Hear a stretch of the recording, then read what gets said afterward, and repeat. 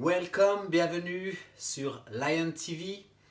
On va continuer cette série sur dans quel temps nous sommes. Et le sujet que nous allons traiter aujourd'hui, c'est le sujet du vaccin.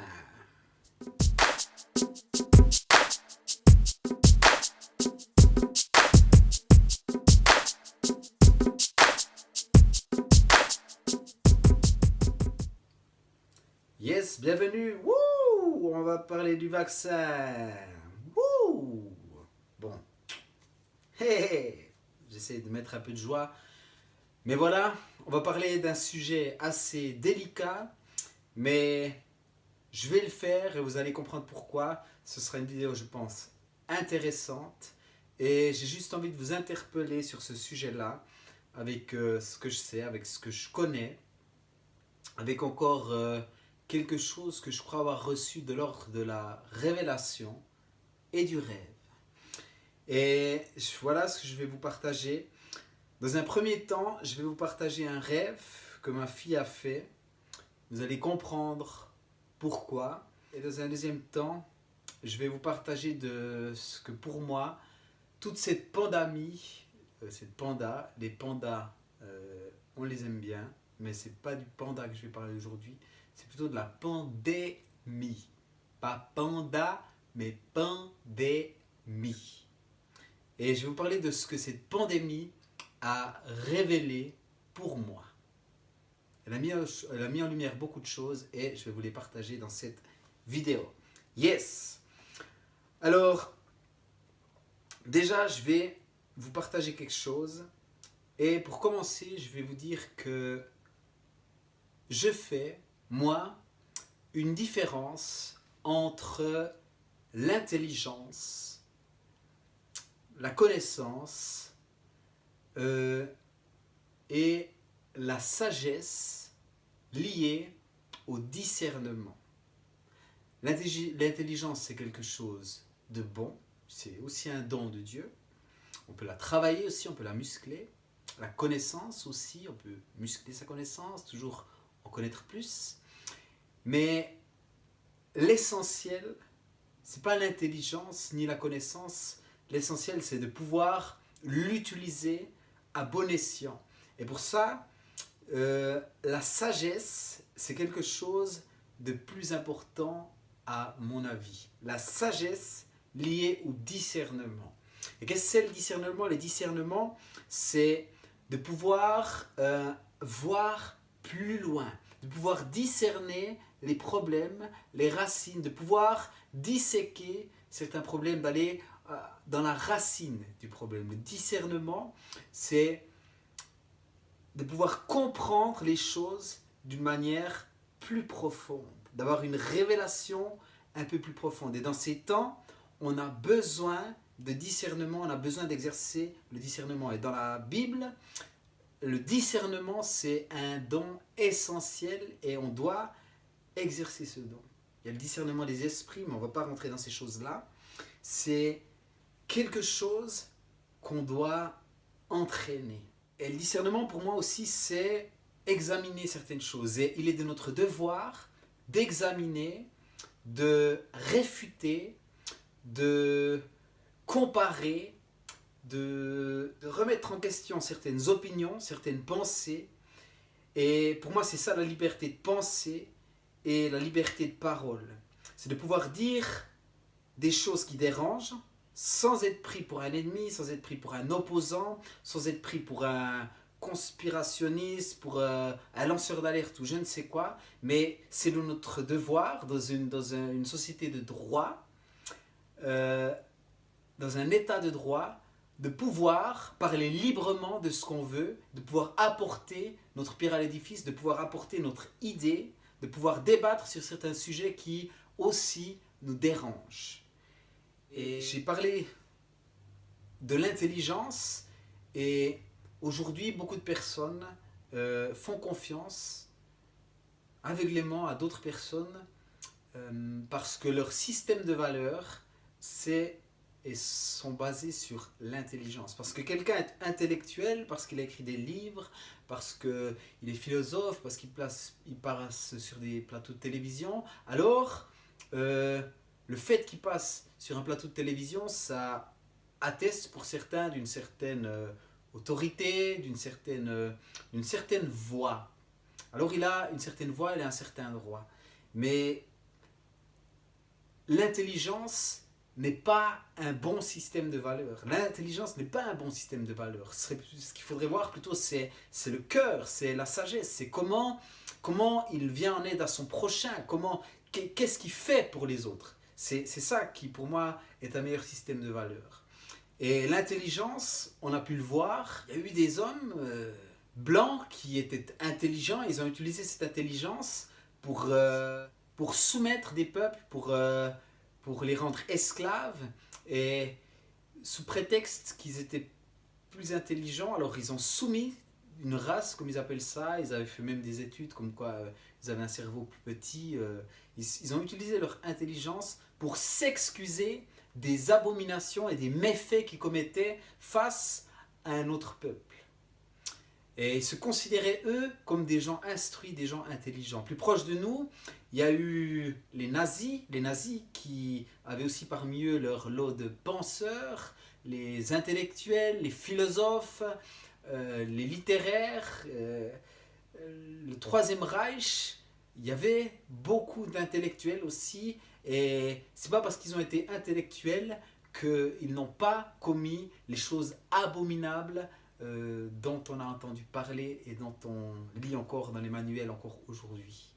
Alors l'intelligence, pour moi, n'est pas un bon système de valeurs. Et si tu bases ton système de valeurs sur l'intelligence, laisse-moi te dire que tu te fourvoies, mais profondément, parce que le diable lui-même est un être très intelligent, doté d'une intelligence. Dans le livre d'Ésaïe, c'est écrit Lucifer, qui était au ciel, était un des êtres les plus brillants. Il était à la droite de Dieu, du Dieu très haut.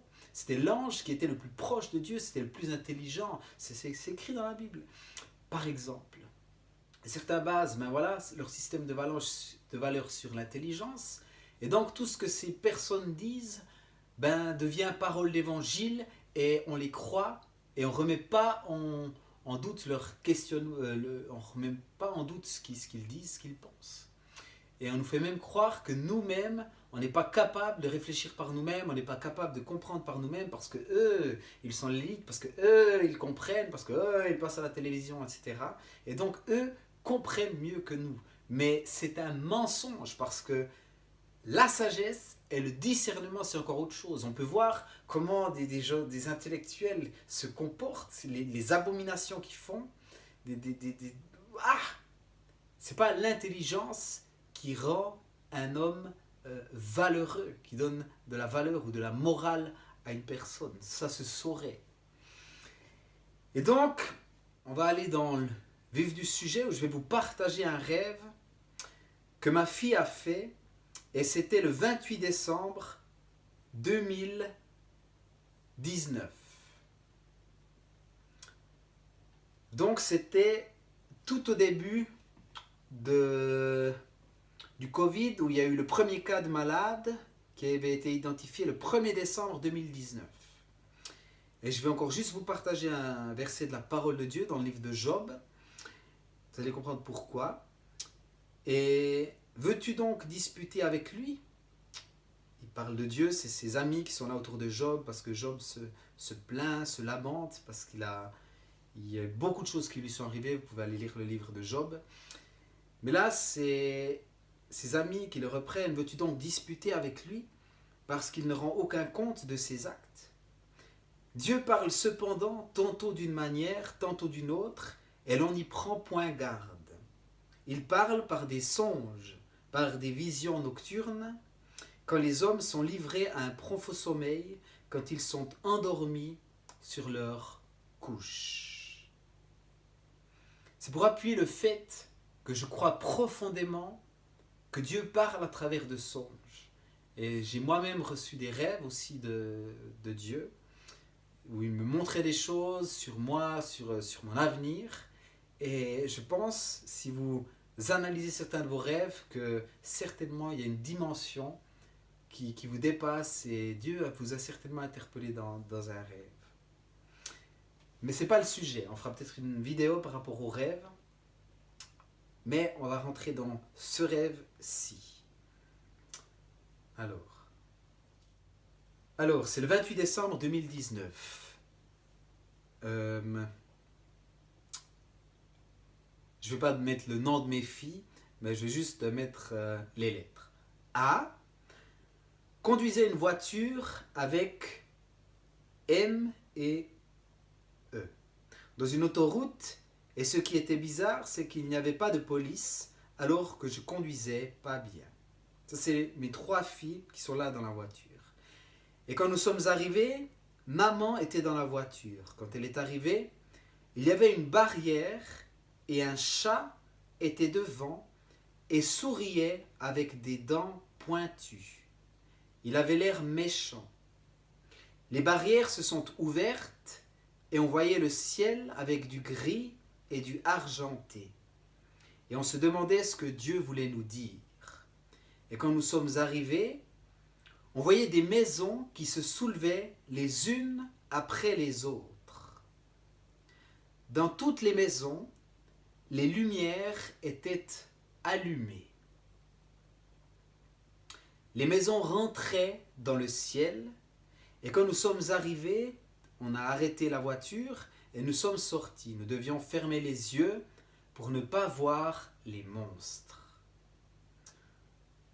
Et là, elle m'explique, dans le rêve, c'est un peu comme dans un jeu vidéo où le personnage, moi, ferme les yeux pour ne pas voir les monstres, car c'est justement un peu comme dans ce jeu vidéo. Et là, on arrive dans un camping, et moi, c'est comme si je le vois de l'extérieur. C'est ma fille qui me dit ça. Je vois des monstres, ce sont des humains qui se sont fait piquer avec quelque chose qui fait qu'ils deviennent des monstres. Ils ont un nœud papillon et des cravates. Nous sommes arrivés chez l'empereur, le chef du camping, et là, on pouvait ouvrir les yeux à nouveau. Ils nous ont donné les clés pour la maison, et après nous avons remarqué que l'empereur était en réalité méchant. Et là c'était bizarre, la famille de tel et tel est arrivée comme ça. À un moment, l'empereur a dit que Émilie, sa copine, était au ciel. Et A voulait piquer le méchant avec la piqûre. A, sans faire exprès, a piqué M, qui est devenu un monstre avec une perruque jaune blonde. Elle a aussi piqué un handicapé, elle a aussi piqué I et moi à la main. Quelqu'un a pris l'antidope et A mélangé la potion. On l'a mis à tous les endroits piqués, mais à moi on l'a mal mis. Et moi j'ai dit ça sert à rien, que le poison ne va pas marcher sur moi. Voilà. Et là il y avait encore une partie après qui me concerne moi, c'est pas nécessaire, mais je sais que dans ce rêve c'est comme si à travers ce qu'elle me partageait, Dieu a pointé un truc précis qui me concerne après, où je savais que c'était quelque chose qui venait de Dieu. Et c'était comme si Dieu me reprenait doucement, je n'ai pas fait des grandes bêtises, mais c'est comme s'il corrigeait quelque chose dans ma vie à travers encore ce qu'elle a partagé après. Et maintenant, je vais vous donner une interprétation. Et dans les rêves que Dieu donne, je connais des personnes qui font des interprétations de rêves, aussi prophétiques et tout ça, ben certains éléments sont importants, puis il y a d'autres choses qui sont là, qu'on ne comprend pas forcément, mais que peut-être on comprend plus tard, ou qui ne sont pas forcément utiles, mais que voilà, que j'ai tout noté, ce qu'elle a partagé, parce que ça me semblait important. Et même quand je le lis maintenant, il y a certains éléments où je crois sont importants parce que Dieu me révèle des choses. Alors, je reprends un peu le rêve, et là j'explique un peu l'interprétation que j'en fais. Pour moi, c'est vraiment quelque chose qui était déjà de Dieu, parce que la fin me concernait vraiment précisément.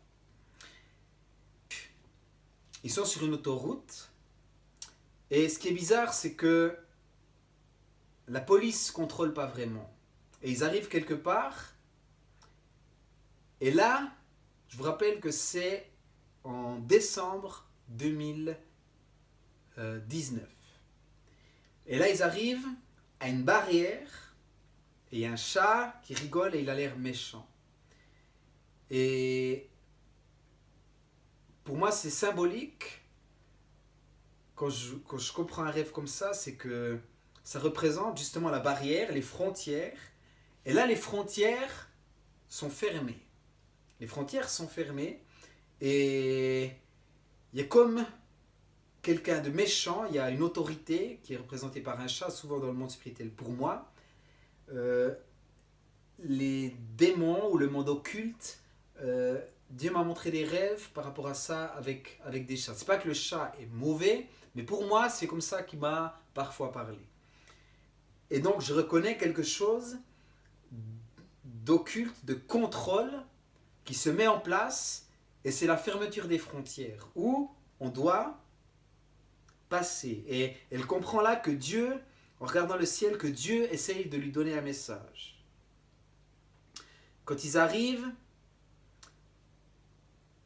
la barrière s'ouvre. Quand ils sont arrivés à l'endroit où ils devaient aller, ils voient, ou elle voit plutôt, qu'il y a des maisons qui s'envolent et qui s'en retournent vers le ciel. Et là, pour ceux qui sont chrétiens, pour ceux qui sont croyants, je pense que ça vous a déjà parlé. Et dans la Bible, c'est parlé que dans les derniers temps, dans Thessaloniciens, il y a la rencontre de l'épouse avec son époux. De l'église qui va être enlevée, ceux qui ont marché avec Dieu, ceux qui sont remplis du Saint-Esprit, qui avant la tribulation, avant les temps où l'Antéchrist va régner avec son gouvernement mondial, avec tout ce qu'il aura instauré, ben l'église de Dieu va rejoindre le ciel. Et les maisons, la Bible nous dit que nous sommes enfants de Dieu, nous sommes des maisons spirituelles où l'Esprit de Dieu habite en nous, et le signe que l'Esprit de Dieu habite en nous, c'est la lumière. La lumière, ces maisons, elles sont éclairées. J'ai posé la question, mais qu'est-ce qu'elles avaient de particulier, ces maisons? Je me disais, mais les maisons qui montaient, c'était toutes les maisons où il y avait la lumière qui était allumée. Et les autres, elles ne montaient pas. Et donc, ceux qui sont remplis de l'Esprit, de la lumière de Dieu, monteront à un moment donné au son de la trompette, la Bible nous dit. Je pense que c'est ça qu'elle a vu. Quand nous sommes arrivés, on s'est arrêté, on a arrêté la voiture, on est sorti, et on devait fermer les yeux pour ne pas voir les monstres. Alors les monstres, c'est que peut-être il y a déjà quelque chose du monde spirituel qui était en activité, ou justement ces personnes qui, comme elle dit par la suite, je vous lis, dans le rêve, c'est un peu comme dans un jeu vidéo, et ils arrivent dans un camping. Et pour moi, le camping, ben c'est un lieu fermé. C'est un lieu fermé, et puis ils arrivent là dans ce camping. C'est comme s'il y avait des lieux, des zones au fait. Des zones comme si on ferme certains endroits, et ça devient un peu comme un camping au fait. Où pour entrer, il faut passer vers l'empereur, et ça peut symboliser pas mal de choses actuellement. Méditez juste un peu vous-même après, si ces choses vous intéressent, et ça peut symboliser plusieurs choses. Et donc il y a ce camping fermé, et elle voit ça de l'extérieur. Et ces monstres, elle dit, ce sont des humains qui se sont fait piquer. Ils se sont fait piquer par quoi? Par quelque chose, et ils deviennent des monstres. Il y a quelque chose qui change en eux, et ils deviennent des monstres. Ils ont un nœud papillon et des cravates. Pour moi, ça veut dire que c'est des gens normaux. Ils n'ont rien de particulier, c'est des gens normaux. Peut-être c'est des gens qui, parce qu'ils veulent travailler, veulent continuer de travailler normalement. Alors, ils se font piquer. Vous comprenez? Comprenez-moi bien. Et là, ils arrivent chez l'empereur, le chef du camping. Et vous voyez, dans un camping, il y a toujours... il y a un chef, que ce soit... Et là, on pouvait ouvrir les yeux à nouveau. Ils nous ont donné les clés pour la maison. Et après, nous avons remarqué que l'empereur était en réalité méchant. Donc, il y a comme une certaine sécurité qui se met en place. Et puis, ils pensent qu'ils sont safe. Mais en réalité, ils se rendent compte que cet empereur qui est là, qu'il n'est pas bon, en fait. Qu'il est méchant. Puis, je pense qu'il y a une symbolique encore plus profonde. Peut-être... cet empereur, c'est une symbolique pour quelqu'un encore de plus puissant qu'on peut voir là. Parce qu'il a quand même un certain pouvoir. Et là, il y a des familles qui arrivent aussi. À un moment, l'empereur a dit que Émilie, sa copine, était au ciel. Et donc,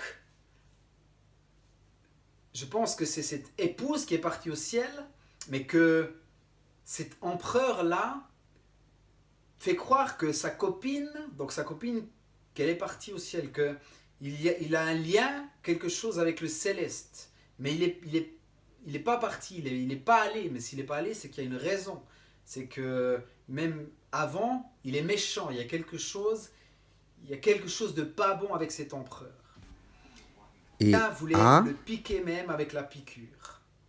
Mais sans faire exprès, elle a piqué les autres personnes, elle a piqué, voilà. Et puis, il y a une chose que j'ai trouvée intéressante, que je l'ai notée, je me suis dit, mais tiens, c'est fou, en fait, c'est fou. Et donc là, quand il se fait piquer, la personne, elle devient un monstre avec une perruque jaune, en fait. Et puis, ça m'a parlé quand j'ai regardé un clip vidéo de danseuse qui a le nom de Sia. Et dans un clip, elle a une perruque jaune et elle est un peu faux-folle, Et pour ceux qui connaissent tout ce qui est du MK, le mind control, le contrôle des esprits, le contrôle de certaines personnes, certaines stars commencent à dénoncer ça, des tortures psychologiques qu'ils ont subies dans leur enfance par les gens de leur famille, par des personnages étranges. Britney Spears aurait subi ça, d'autres personnes qui commencent à dénoncer comme